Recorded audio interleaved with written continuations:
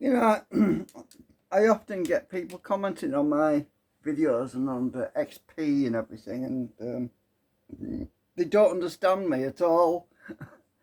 Um, right, there's some of us are just old school, right? We like to write batch scripts, and I just wanted to go over this again. I've actually talked about this before, but you get new people coming along, looking at videos you posted, and they don't look at the old stuff that you posted. And maybe I haven't talked about it enough, but so here's a rundown, right? So I've got this netbook computer over there. I used to use the big server computer. That's hang on. So the big let's see, the big white one in the corner, the old thing. Oh, where is it? I can't even point. Um, so the white one right over there in the corner, that was my original server computer. It completely automated, right? I mean, you switch it on, and everything is automated on it. Well, that was using too much electricity a few years back, and my electric bill was going sky high. So I converted the netbook, which is the little netbook over there, which is behind the oscilloscope, to do the same job. Now, what does it do? All right. Now, rather than having my main computer on 24 hours a day, which would cause me to have huge electric and gas, huge electric bills, right? I've got about 50 batch files, and with a lot of help from a guy on the internet called mbrain and a few other people, I compiled a whole bunch of these batch files. So what does it do? Right, one batch file checks the computer to make sure it's stable. It checks to make sure that processes are running and that it's not frozen up. Obviously, if it's completely frozen up, the batch file is not even going to run. But as long as there's some processing going on, and if certain memory blocks don't get stuck, everything's fine, right? It'll continue running, and the batch won't do anything. But if there's a problem, it will schedule an automatic reboot. It will schedule a disk check, as in disk check, scan disk and repair, and it will reboot itself, and it'll do a repair, come back up. Then another batch file will check to queue up a bunch of programs that start up, right? So I've got my TimeSync program, which runs. I've got my TeamSpeak 1 server, my TeamSpeak 2 server, my Ventrilo server, which I don't use any of them anymore, but I used to do. It schedules all of those programs to start up automatically, right? Once that's done, another batch file, after the load up batch file is finished, it enables a QBAT, which is called QBAT, which is a queue of different other batch files, and it'll schedule each batch file in sequence. And so one batch file will run to check to see if there's a new torrent file scheduled to be downloaded, and if there is, it will start up the torrent program. So for example, let's say there's a new version of Linux I want to download, and I don't want to be fighting about messing around with the downloads. All I'd have to do is download a torrent file and send it over to the server computer, and it'll automatically load that and then load up the torrent program, download the file, and after about 5 hours after it's finished downloading the file, about 5 hours later, after it's seeded it a while, it will shut that torrent program down. So it'll shut down, and it checks to see if the file is completed and not left half done. It will make sure the file is completed, and the way it does that is the batch file checks to see if it's still got the extension of tor, or is it's a partial file, not a complete file. They'll check to make sure that the file is completed before it shuts the thing down, right? So that's what that batch file does. And there's another batch file that which will run automatically, which will also check the time of day. It will check to see if it's between 9 a.m. and 12 PM, right? And because it was used to run a voice server, you know, a chat server, and it checks to see if there's active network activity. If there's active network activity, as in somebody's talking using the server, it won't shut down, right? It'll keep running. But if it's active, if it's inactive for about an hour or two, it'll set these flags, and flag 1, flag 2, flag 3. If you get 3 flags active over a period of about an hour, which means no one's using the chat server and the internet's basically idle, then the machine will shut down and it will reboot, right? So that's what another batch file does, right? And then there's another batch file which schedules automatic scans of malware, antivirus, and also disk checks and all that stuff. It runs during the time when it's not being used, basically when it's idle. Right, do you understand a bit more now why I have to use XP? Because you can't run that stuff on Windows 7. It wouldn't let you. It would keep saying there's a program running in the background. It's doing this, it's doing this, it's doing that. You can't. Do you want this program to run? No. Yes, I do want it to run. Just stop interfering with it, for God's sake. That's why I don't like Windows 7. Right. I wish I could show you the batch files right this minute. Actually, I could do. I'll pause a minute, hang on.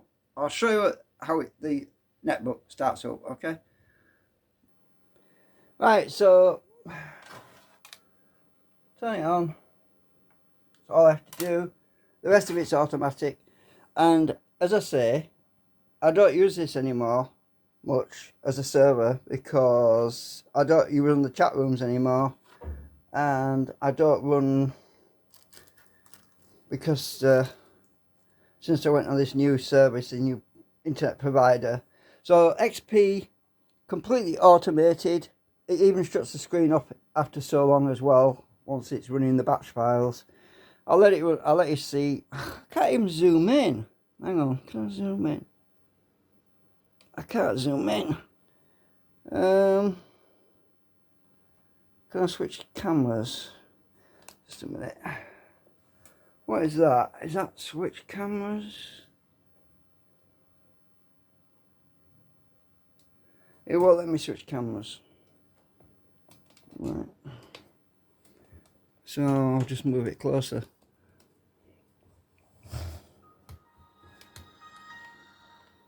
And it also talks to you as well. Talks to me anyway.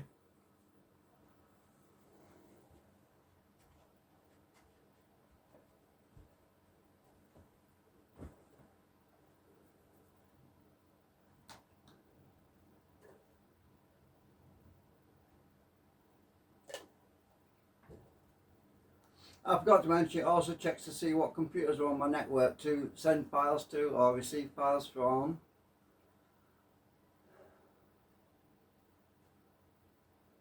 If the main computer is not turned on, it doesn't listen for incoming files, you know, batch files, things. I mean, incoming Tor files. Oh God! I wrote those batch scripts years ago. Well, I still like to use it for things sometimes.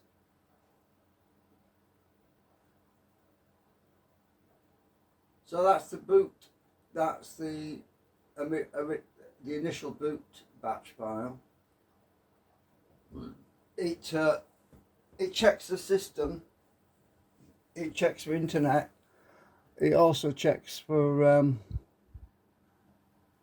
old files,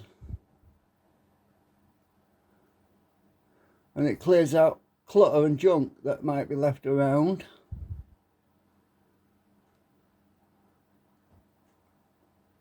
And unfortunately, because the it's got this network bandwidth monitoring as well, so that tends to fade out the main batch file script when the mouse is over that.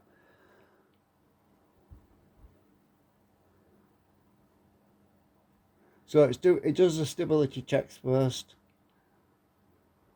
It also checks to see if there's an internet connection.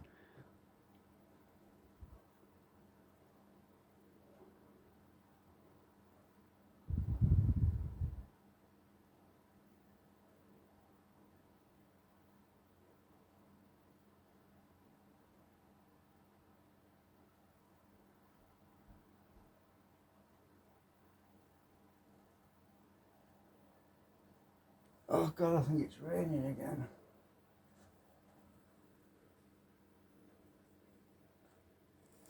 Maybe.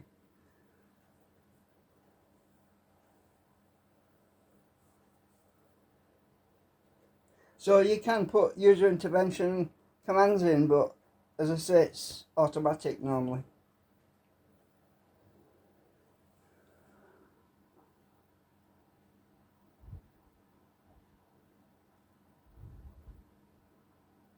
It uses a lot of supplementary programs as well, like that send message. It's application you can get. So some the batch files run all sorts of extra tools. So do you want to see a list of the batch files? Let me browse to it. I'll show you where they all are.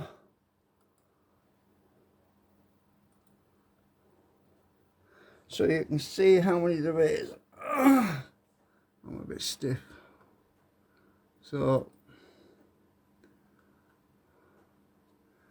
it's in automation, if I can find it. I forgot where it is now.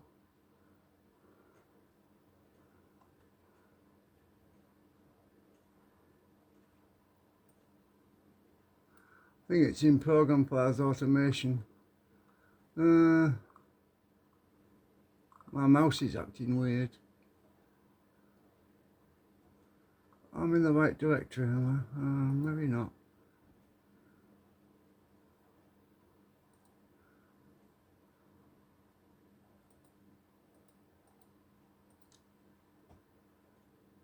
I've forgotten where the damn batch files are.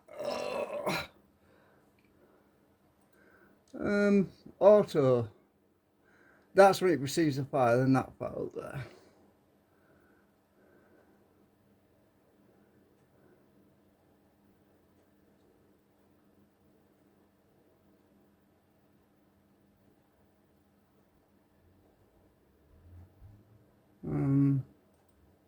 There it is, automation.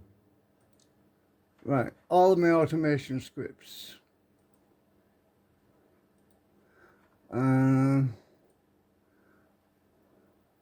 Those are all the batch files that run everything down here. Everything, hang on. Everything down.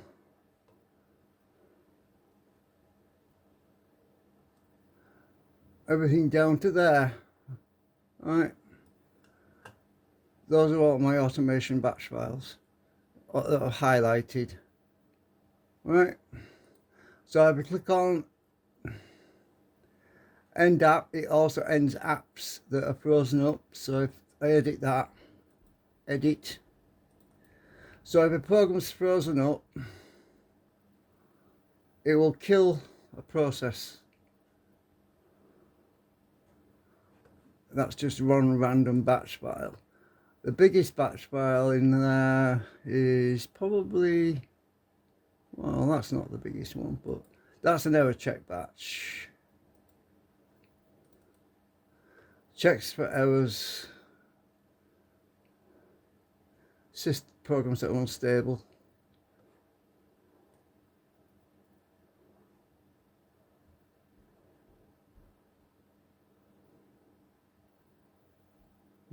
Right. And monitor kill uTorrents. It kills programs that freeze up. Yeah, so anyway, I'm not going to wait for that to run all the way through because it takes what's in my recycle bin anyway.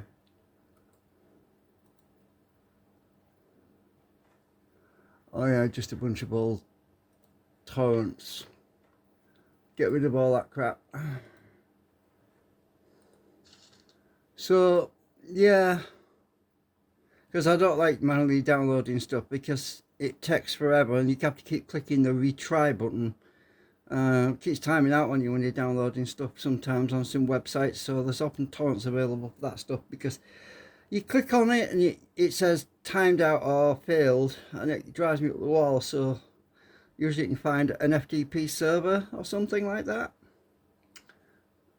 which you can automate. Anyway, I'm tired, and I don't think you want to watch all of this because it'll run all day long until it shuts down.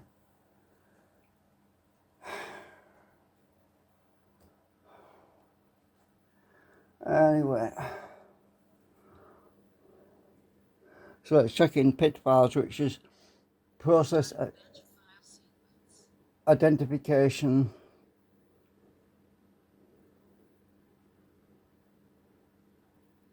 Or is it program identify something? I forgot what it means now, PID.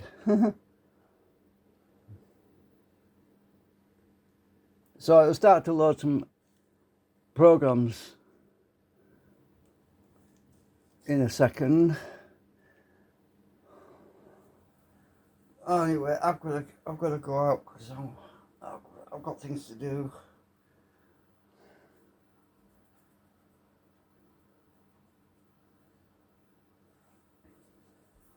That's awake. It's doing stars because it's waiting.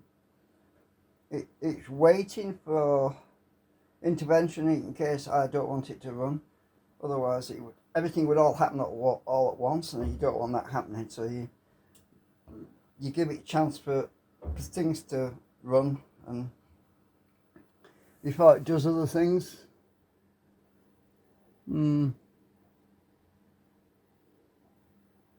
It's doing a memory check for some programs. Don't know if you can even see that because I can't zoom in. But anyway, I'm going to go because, as I say, I've got things to do. Bye for now.